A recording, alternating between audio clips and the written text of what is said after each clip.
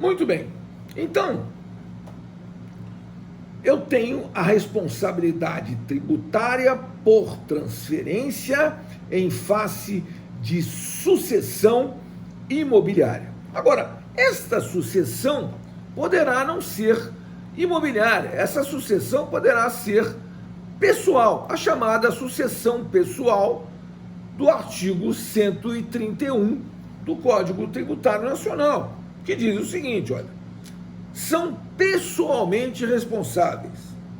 Inciso 1, ou adquirente ou remitente pelos tributos relativos aos bens adquiridos ou remidos.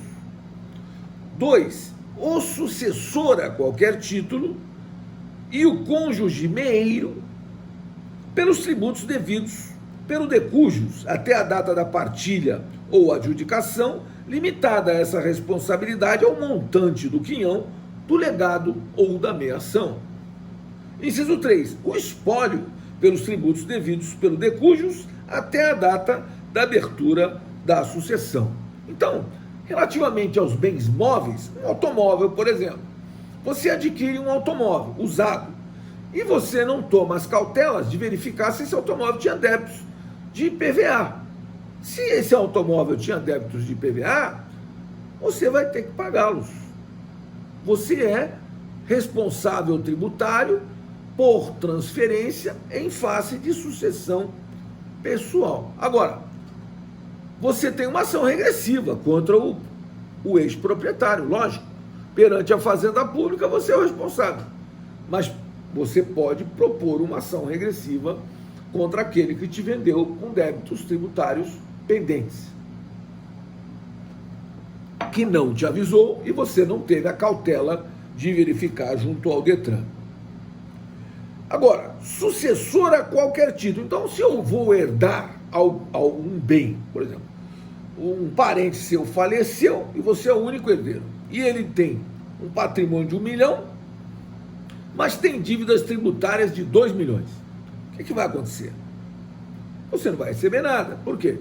Porque esse patrimônio de 1 milhão é insuficiente para pagar os débitos tributários que alcançam 2 milhões. Porém, né, você, por outro lado, também não vai ser responsabilizado com os seus bens pessoais. Por quê? Porque você é responsável, mas até o limite do quinhão hereditário. Então, a rigor e a priori, ninguém herda uma dívida. Você herda um patrimônio ou não herda nada, se as dívidas tributárias do de cujos forem superiores ao patrimônio deixado. E, evidentemente, a figura do espólio, né, é responsável pelos tributos devidos pelo de cujos, né? Então, o juiz não homologará, né, a sentença, uma sentença, não homologará esse inventário, né, sem a comprovação de pagamento de todos os tributos federais, estaduais, municipais em nome do de cujos. Sem isso, ele não homologa. E se existem débitos, esses débitos têm que ser adimplidos, inquestionavelmente. E essa responsabilidade tributária por sucessão pessoal se apresenta. E por último, senhores, nós temos a figura jurídica da responsabilidade tributária por sucessão empresarial.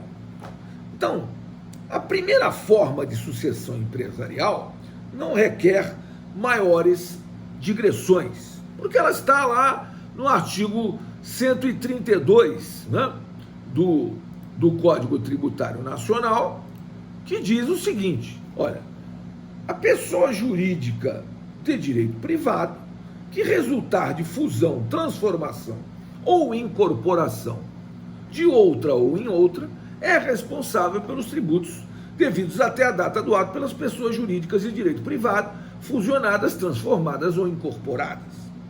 Parágrafo único. O disposto nesse artigo aplica-se aos casos de extinção de pessoas jurídicas de direito privado, quando a exploração da respectiva atividade seja continuada por qualquer sócio remanescente ou seu espólio, sob a mesma ou outra razão social ou sob firma individual. Então vejam, aqui eu tenho a figura jurídica da sucessão empresarial contratada. Então a empresa A comprou a empresa B, incorporou a empresa B. Lógico, a empresa A será responsável pelos débitos tributários da empresa B. Empresa A e empresa B se fundiram e formaram a empresa C. Simples assim, a empresa C será responsabilizada pelos débitos tributários das empresas A e B. Vejam, então, essa é a questão em que, se está tudo no contrato, veja, está tudo fácil de ser dirimido no que diz respeito à responsabilidade tributária por transferência em face de sucessão empresarial. O problema, senhores, está não no artigo 132, mas no artigo 133, porque esse realmente é o dispositivo que dá maior aso às grandes discussões no âmbito da questão relativa à sucessão ou não sucessão de uma empresa. Isto por quê? Porque o artigo 133, ele diz o seguinte: a pessoa natural ou jurídica de direito privado que adquirir de outra por qualquer título fundo de comércio ou estabelecimento comercial, industrial ou profissional e continuar a respectiva exploração sob a mesma ou outra razão social ou sob firma ou nome individual, responde pelos tributos relativos ao fundo ou estabelecimento adquirido devidos até a data do ato. Inciso 1. Integralmente, se o alienante cessar a exploração do comércio, indústria ou atividade. E 2. Subsidiariamente, com o alienante, se este prosseguir na exploração ou iniciar dentro de 6 meses a contar da data da alienação, nova atividade no mesmo ou em outro ramo de comércio, indústria ou profissão. Veja, esse dispositivo aqui do artigo 133, ele gera uma série de problemas que as pessoas muitas e muitas vezes não se dão conta. É o seguinte: o que é adquirir por qualquer título? Adquirir por qualquer título está em poder. Se eu estou em poder de alguma coisa, eu a adquiri por qualquer título. E o que é continuar? Continuar é não interromper. Muito bem. Ora, então vejam só, vamos imaginar que eu tenho lá uma padaria que funciona num determinado endereço, e aí vem uma execução fiscal contra essa padaria. Muito bem. Aí chega lá o oficial de justiça, encontra o proprietário e diz: olha, não, eu não sou... Aquela empresa que funcionava aqui, ela inclusive foi despejada, o proprietário do imóvel despejou aquela empresa. Ela não existe mais. Nós aqui somos uma empresa nova.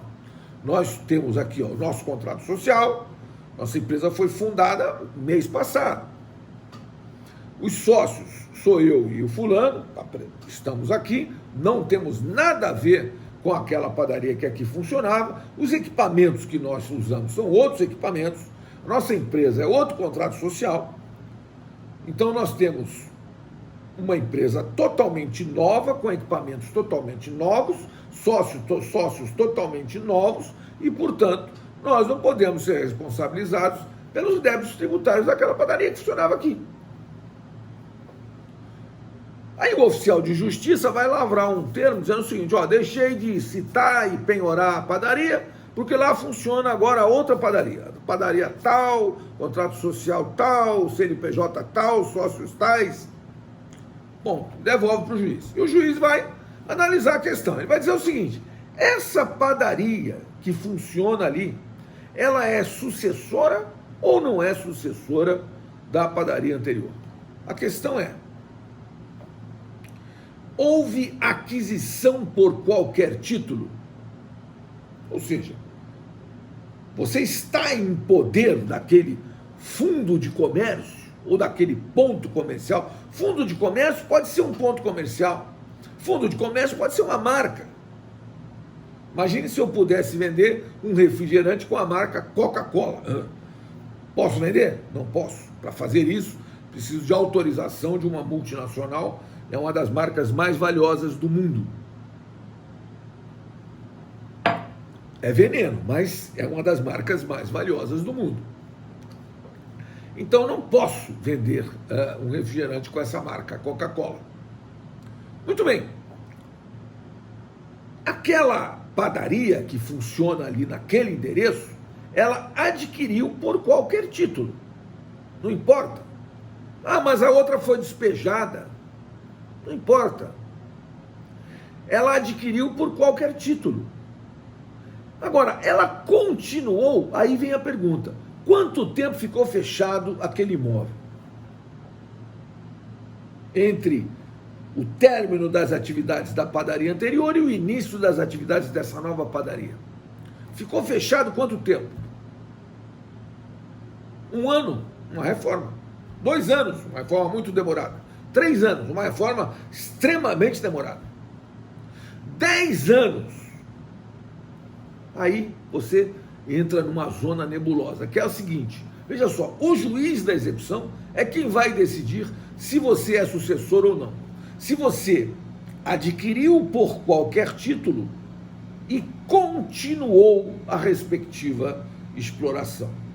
Ora, continuar é não interromper.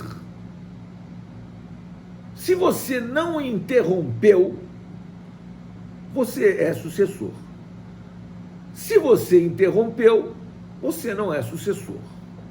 Se você mudou de ramo, você é uma sapataria que funciona lá no lugar daquela padaria. É outra empresa, com outro CNPJ, são outros sócios e é uma empresa que vende sapato. Então ninguém costumava comprar sapato lá naquela esquina. Todo mundo costumava comprar pão.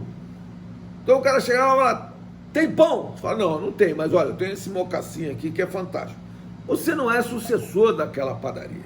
Agora, se você vende o mesmo produto que aquela empresa vendia e não houve a chamada solução de continuidade, ou seja, se você continuou, ou se você não interrompeu, então, meu amigo, você é sucessor, mesmo que você não tenha nada a ver com aquela padaria. E olhe só o que pode acontecer com uma empresa no Brasil. Vamos imaginar que aquela padaria lá, que deve tributos, etc, etc, foi realmente despejada. O proprietário colocou lá uma placa no seu estabelecimento, reformou o prédio, botou uma placa: aluga-se. E você foi lá e alugou. E botou lá a sua padaria. Sem indagar, sem fazer a seguinte singela indagação: o que funcionava aqui nesse endereço antes? Se você fez isso, você foi imprudente e você vai responder pelos débitos tributários da padaria anterior, simplesmente porque você não observou que há 1 mês atrás havia sido despejada uma empresa que funcionava ali, tinha débitos tributários, e que o proprietário simplesmente alugou para você e não te avisou disso. E você não tomou suas cautelas para ver o que funcionava ali antes, e você é um simples locatário de um novo ponto. Vamos imaginar que você seja uma rede de padarias, que tem várias filiais. Você vai abrir uma filial ali. E não observou que funcionava ali uma empresa do mesmo ramo que o seu, e deixou dívidas tributárias em aberto, e você será responsabilizado por cada centavo devido pela padaria anterior. Lamentavelmente, isso é uma questão que gera muita insegurança, mas lamentavelmente é assim que funciona no Brasil. O sucessor empresarial é aquele que adquire por qualquer título, e adquirir por qualquer título está em poder, e continua a respectiva exploração. Veja, que esse negócio dos 6 meses, que muita gente fala em 6 meses, esses 6 meses são só para saber se a sua responsabilidade é integral ou subsidiária. Porque você vai responder integralmente se o cara cessar a atividade. E vai responder subsidiariamente se ele abrir um novo negócio no prazo de 6 meses. Então, vamos supor que aquela padaria que saiu dali foi despejada. Abriu um novo negócio dentro do prazo de 6 meses, aí você poderá dizer o seguinte: opa, benefício de ordem. Primeiro o senhor tem que... Essa padaria que funcionava aqui, agora está funcionando ali. Então o senhor penhora os bens dela. Se forem insuficientes, aí sim eu responderei. Então eu responderei subsidiariamente. Então eu tenho uma responsabilidade subsidiária. Agora, se eu abrir padaria num local onde funcionava a padaria, sem verificar essa questão, eu fui imprudente e posso sim pagar esses tributos com o meu patrimônio pessoal. Eu vou encerrar a gravação, 1 minuto, por favor, e vou abrir para perguntas. 1 minuto.